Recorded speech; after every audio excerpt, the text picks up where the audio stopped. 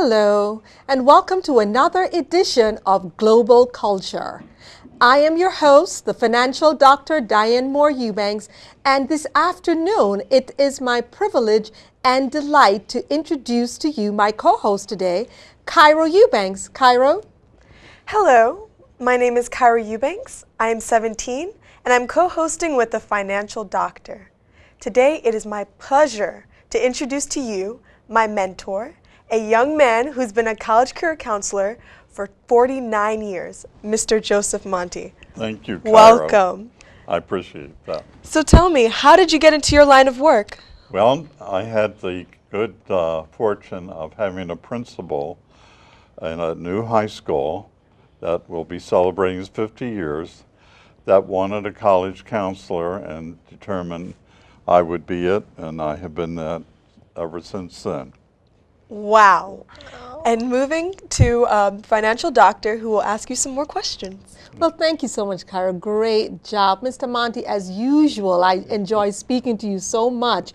I was so delighted to see wherein the whole profile on you was distributed to 200,000 people here in Maryland because of the number of students that you have helped. Mr. Monti, when you sit with a student, what are some of the first things you look for in terms of helping them to apply for financial aid? You have to talk to them, see what they want.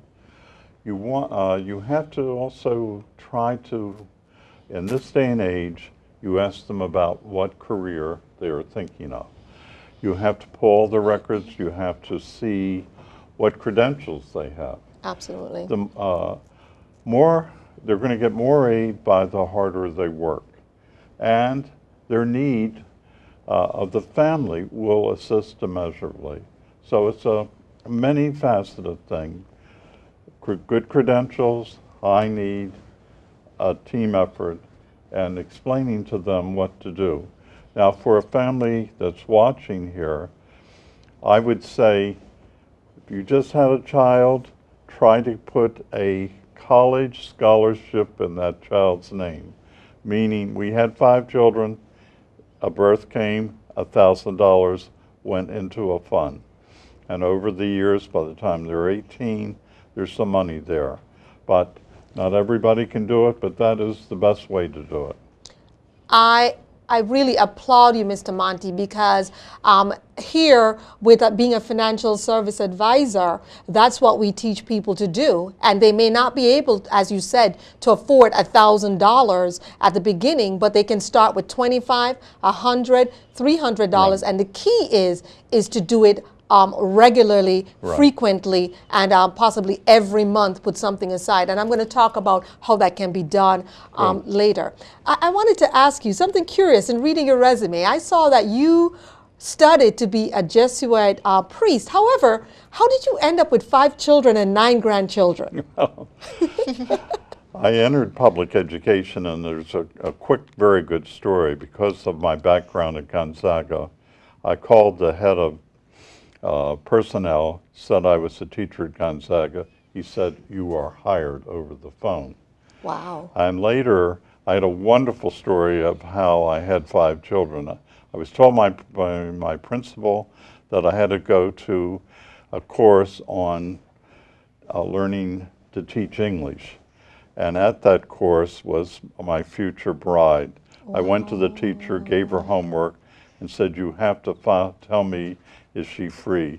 So that's how I have 5 children. She did.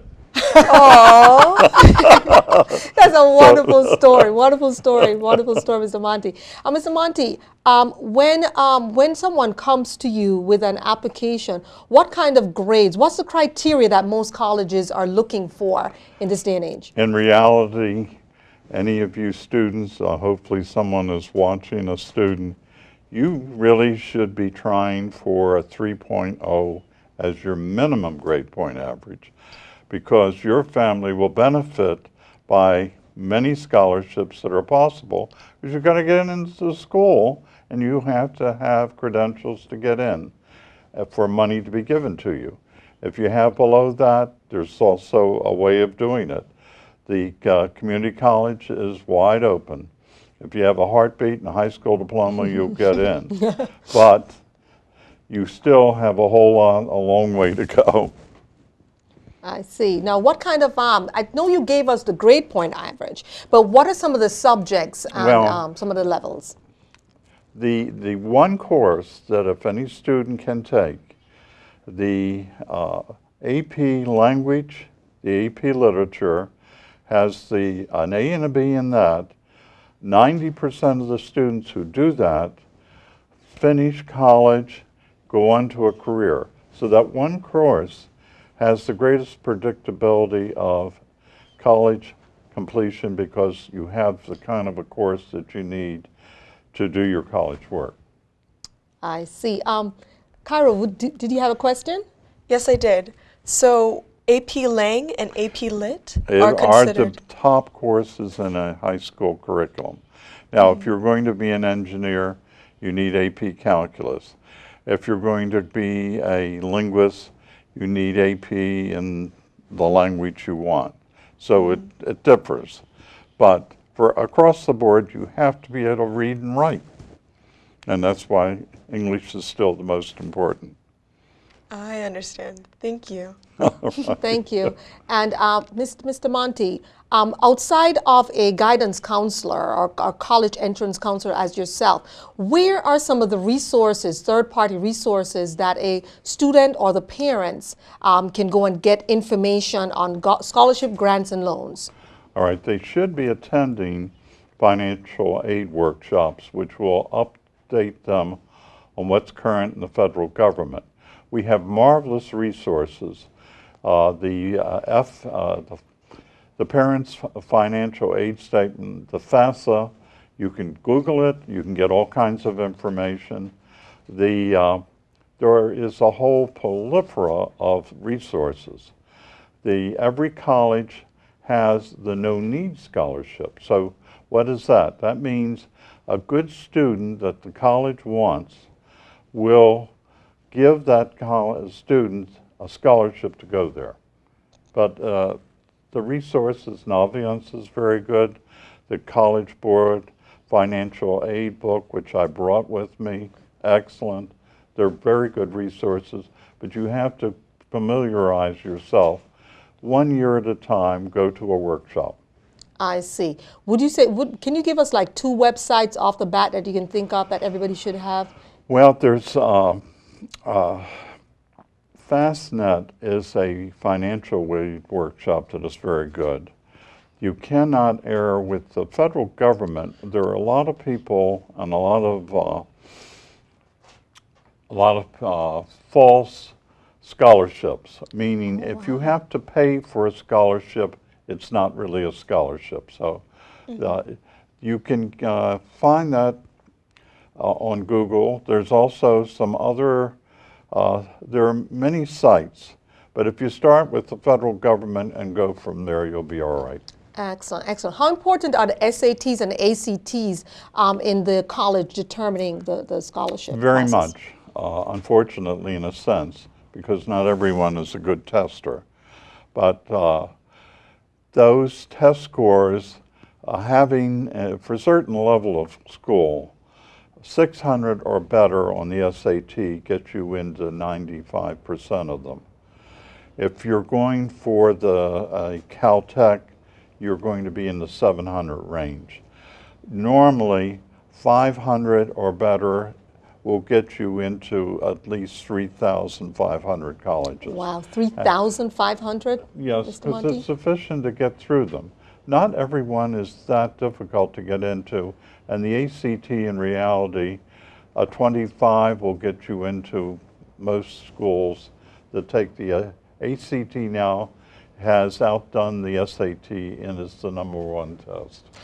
In your opinion, having done this for years, are either of these tests racially biased in your opinion, or you Well, think they're... the minorities do better with the ACT because it's a combination of 4 tests than they do on the SAT. So we recommend not only minorities but other students.